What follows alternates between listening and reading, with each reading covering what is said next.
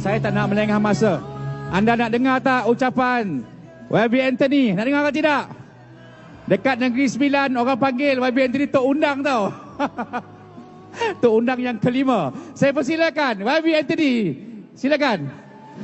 Selagi ku bernyawa, ku perjuangkan segalanya. Terima kasih kepada tuan-tuan dan puan-puan, Datuk Seri Anwar Ibrahim, Pengerusi Pakatan Harapan, Datuk Seri Aminuddin Harun, Pengerusi Pakatan Harapan Negeri Sembilan, Saudara Gobin, Saudara Mujahid, Saudara Saifuddin, Saudara MK Ibrahim, tuan-tuan dan puan-puan yang saya hormati, rakyat Negeri Sembilan, salam sejahtera, salam Malaysia Madani.